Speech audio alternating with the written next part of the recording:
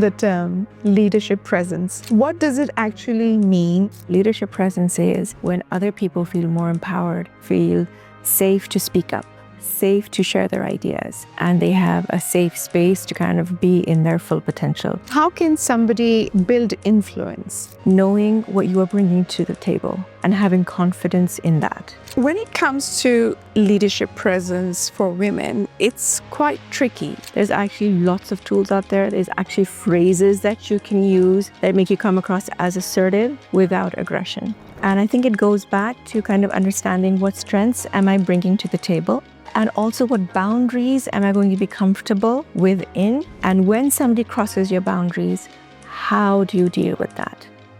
Welcome to another episode of MT Out Loud, Jahan Bas Baat Kar Do.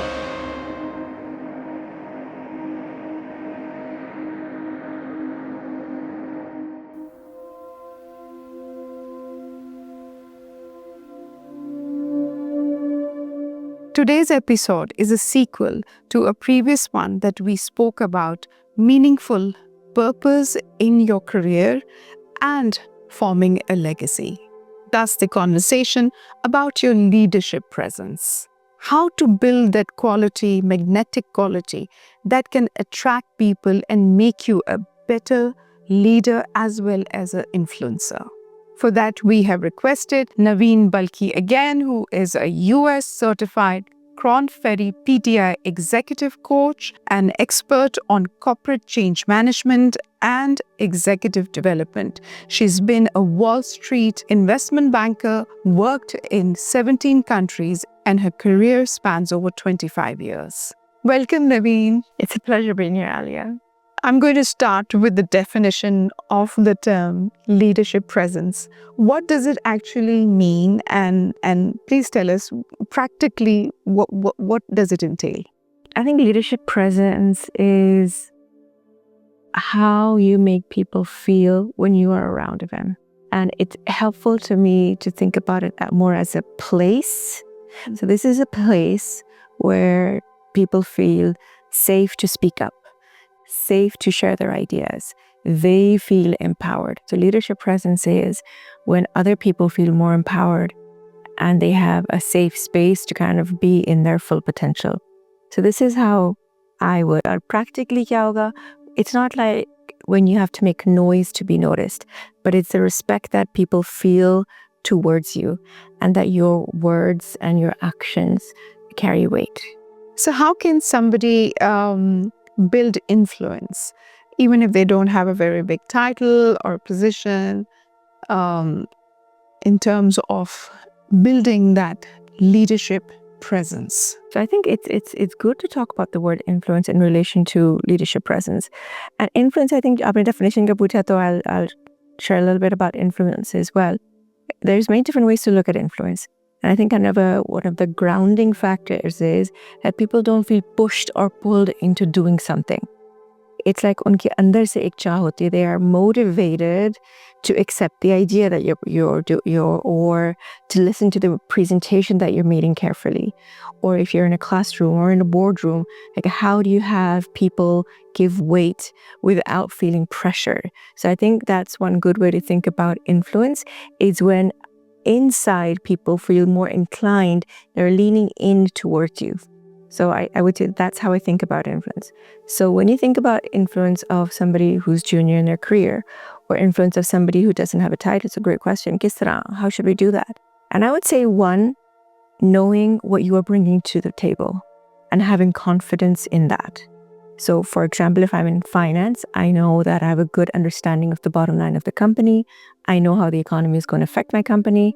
If I'm in HR, I know what type of talent I need to fulfill the business strategy. If I'm in supply chain, I know कि global markets में क्या हो रहा है. The foundation of influence is also in competence, not so much in a title. In fact, I've seen many leaders, and I have the view of that myself. If you have to rely on a title to give you influence, that's actually not influence, that's authority. The authority आती है title के साथ. Influence necessarily title के साथ नहीं आता है. And I'm sure all of us can think of, if we look back, if we've had more than one jobs, bosses, who was an influential boss? who was an authoritative boss. You can think of those spaces probably where somebody kind of had to be very disciplinarian to get what they wanted done, versus somebody who was able to share, why are we doing this? This project kya matlab hai? How does your contribution on the project make a difference? So even when somebody has a title, does not necessarily mean that they have influence. So they're nuanced, like, and it's two very different things. And I feel like the more that we understand the difference between the two, the more trust we have in the relationship. So that's another big T word is trust. जब trust होता है तो उसके साथ influence भी आता है. So in your experience, what's the difference between appearing confident and appearing authentic? Because what I understand now is that if you're authentic, you would be more of a leader. And being confident might suit an influencer. Am I correct? But we can argue on this. As long as you have 5 hours willing to debate on it. Yeah, I'm thinking as you were talking, I was thinking of like, who does this really well? I remember hearing lots of things and reading stuff about Nelson Mandela, who was really good at this. And he talks about his father's example. And उन्होंने अपने वालिद साहब से क्या सीखा, even though he himself is such an icon of leadership and movement and getting things done and winning the hearts and minds and souls of people. And another is the Prophet ﷺ. Like, he was also really good at connecting with people. And both of them had a quiet style of leadership, right? So confidence does not have to be in your face to be bought. हम बेच नहीं रहे अपनी confidence. हमने लोगों से खरीदवाना नहीं है कि देखो मैं कितना confident हूँ. So, a leader who is confident in themselves does not have to have that advertised. It comes through in how I treat you. How do you feel around me? It comes in मेरे अल्फाज कैसे हैं, लेकिन उससे ज़्यादा मेरी actions क्या हैं, मेरे results क्या हैं. So it comes across in that. And you said confidence versus authenticity. This word is very confusing when it comes to authenticity. So we need to understand what does it really entail. I think one of the biggest things for me is being comfortable in my own skin. ठीक है? And with that, in another episode, we did talk about self-awareness and, things like that and self-discovery. So I think that's very important to how authentic I am. So when I'm comfortable in my own skin, it means, for example, whatever my body shape is, however I'm dressed, we should learn from that and take cues from the environment around us. But I'm comfortable with what I'm bringing to the table. So it's linked to confidence. It's linked to competence. But more than that, it's linked to my values. I can adjust my sails in a storm of life, but I'm still on the same ship. I am who I am. That's not going to change because log kya kahenge. लेकिन अगर मुझे suggest करना है, like for example, if I'm dressing for the beach or dressing for the boardroom, I should have enough, social cues and social norming. I know how to dress for certain occasions, for example. But the baseline of who you are doesn't change कि मैं CEO से बात कर रही हूँ या जो चाय ला रहे हैं या जो हमारे washrooms का ख्याल रख रहे हैं. I'm still the same. I'm offering the same respect and dignity to people around me.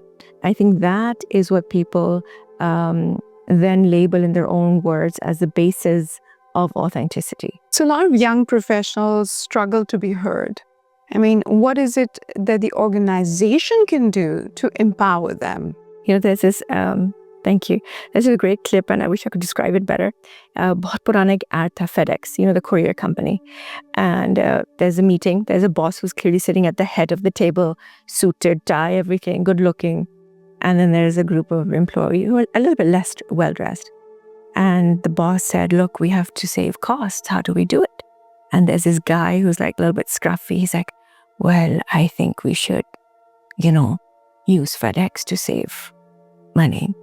And the boss says, everybody's quiet, looks at the boss, looks at the scruffy guy, looks at the boss. And then the boss says, okay, listen up, everybody. This is what I think we should do. We should send all our shipping through FedEx. And everyone's like, wow, kya baat hai, great idea. And the guy's like, I just said that. It's like a little vignette. It's like 20 seconds maybe.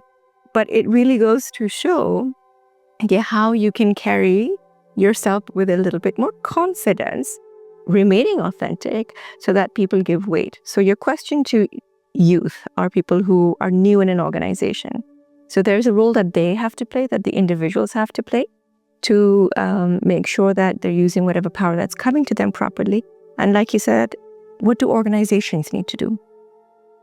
तो इसमें organization का culture क्या है और उस culture का DNA क्या है? And so organizations do have a responsibility, because अगर हम अपने culture को shape नहीं करेंगे within a company, within a non-profit, then it's just going to be like kind of the mood of the day. So organizations need to be intentful on what type of culture they're trying to build.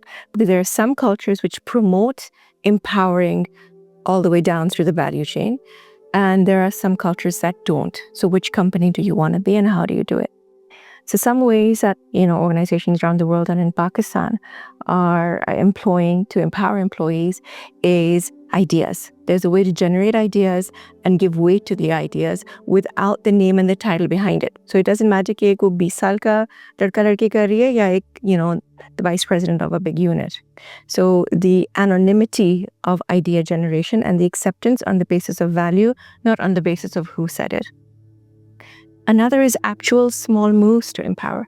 Like hotels are famous for, you get every employee, whether it's a cleaner or a front desk person or a manager, gets a small amount, 1,000 rupees, 10,000 rupees, 100 rupees, whatever it is, to solve a customer's problem. If somebody says, oh, I need this, so I have this money to spend for my customer, to spend for my client.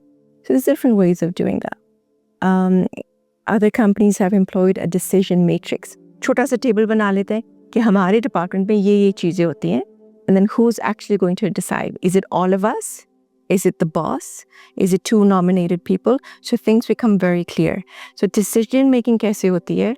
That also trickles down and makes employees feel empowered. Another thing that companies are doing is engagement surveys. So when you ask people for their opinion, when you ask people for feedback, there's a big sense of empowerment with that.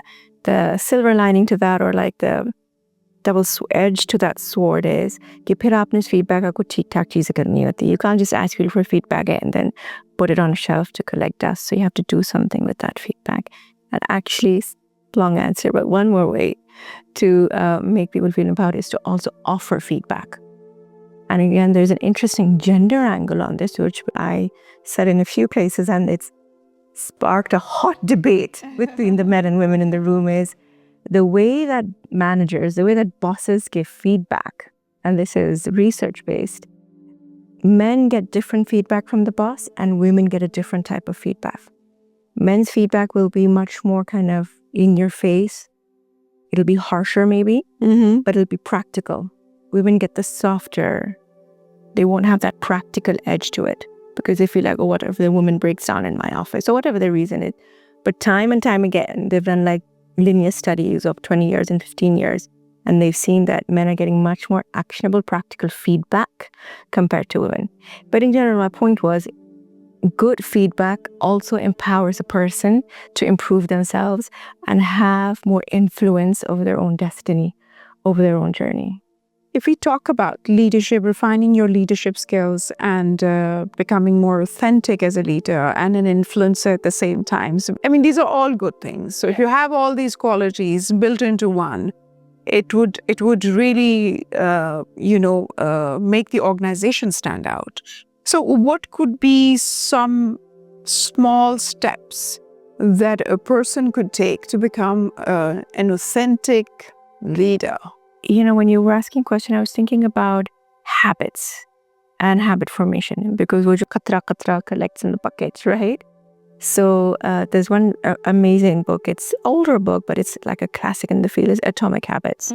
So if someone has not read it, definitely they should read it, because this way the practical tips hain wo bahut hi zabardast hai and totally doable and simple things. So I think having that approach, even in the foundation of your question, is that day-to-day habits. What can I do on a, or even on a weekly basis or monthly, but consistency. So one thing again is to be very clear on why. Who am I trying to influence and why? Am I really authentic? yes or no, and why not?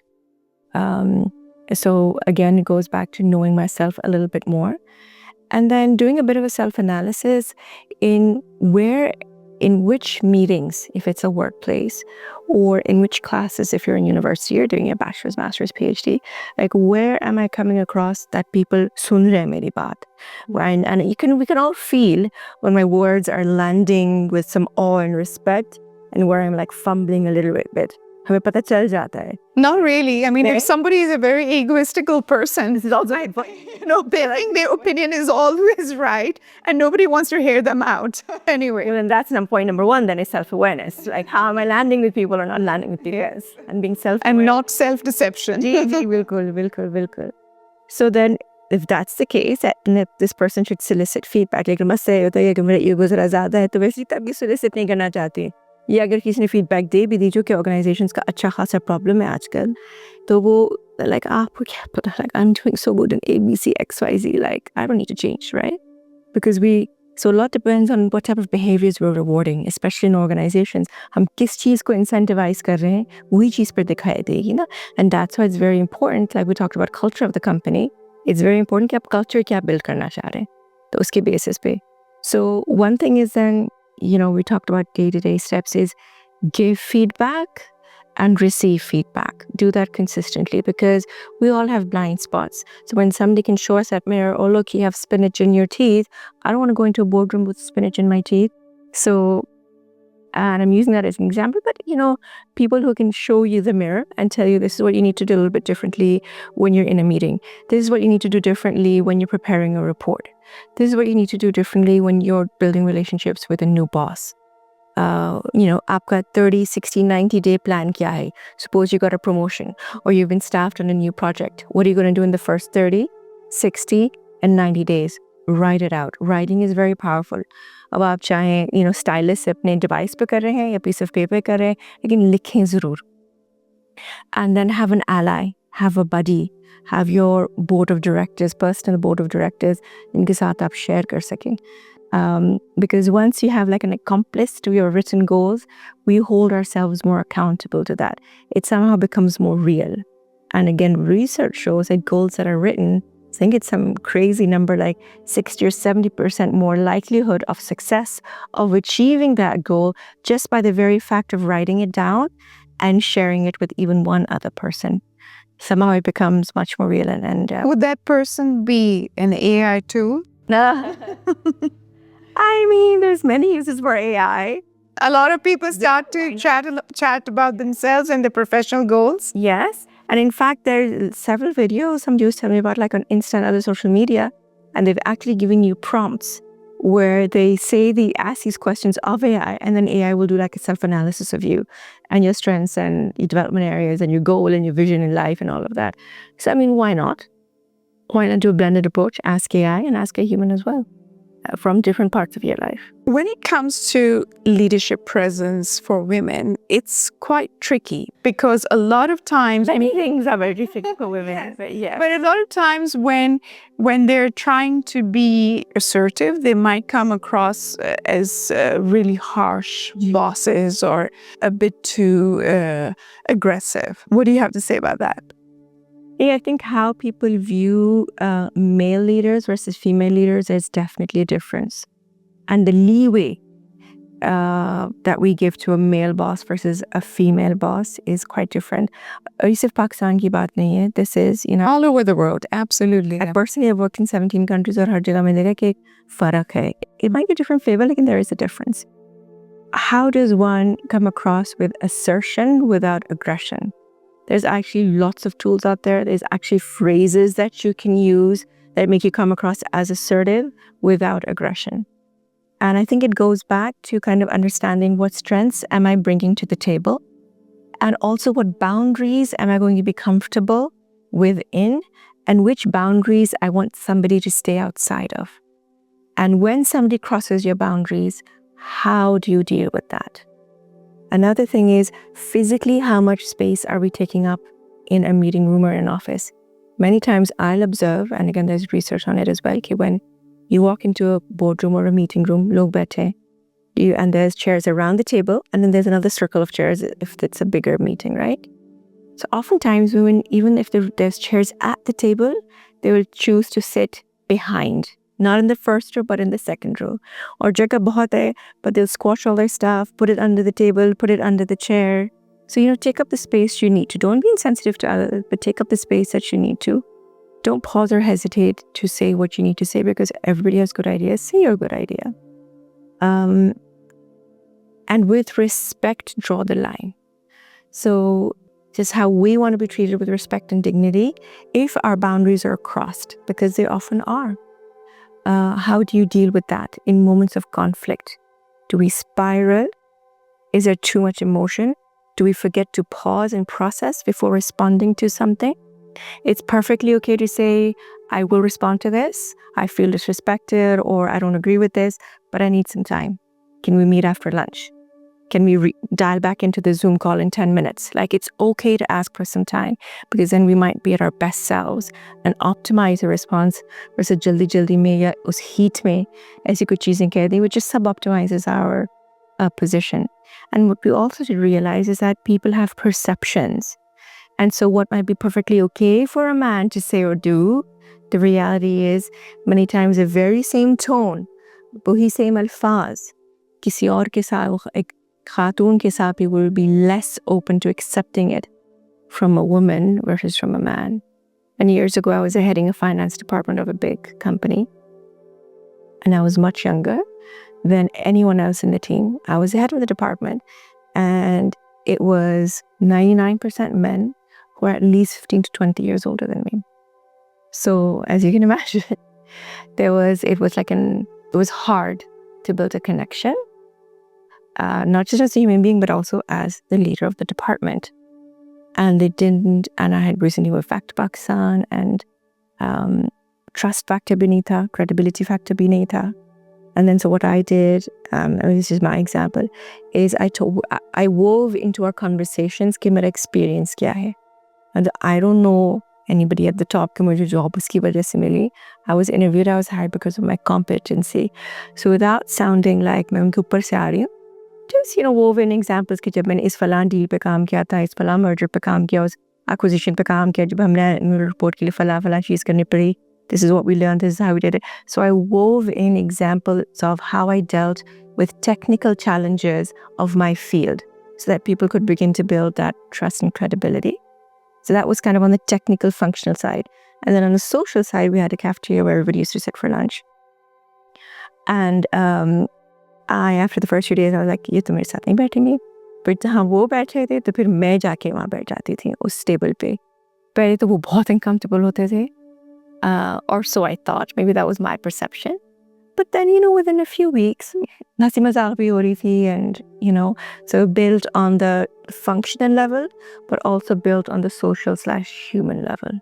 So in your experience of all these years and in so many cultures, how did your leadership style change and what stayed constant? Someone just recently asked me, okay, you're very soft-spoken, Naveen. Like, how do you, when you're speaking at a conference or when you have like a rowdy group of people that you're coaching or training, how does that work for you? So I think what has changed over the years and over the different countries that I've worked in is I have a better sense of how to nuance the approach.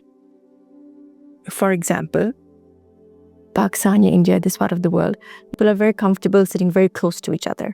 करीब करीब खड़े हो जाएंगे, table पे साथ आके खड़े हो जाएंगे, या buses, public transport में लोग करीब करीब होते हैं. But in other parts of the world, there's at least, they say, like, this many feet का एक दायरा होना चाहिए, उसके अंदर आएंगे तो people start. Personal space. Personal space, exactly. But just things like that to understand कि इस culture के nuances क्या हैं and how I can adjust to that. But again, foundation mein, so if my style is more of a soft-spoken or calm style, it will work for 80% of situations. So the knowledge and the awareness, where will it not work? And then what do I do? When I need to be like, unfortunately, I've been in situations where I've had to fire people right? So how do I do that? And how do we make it come across? Okay, this is this is decision, this is why it's good for you as well.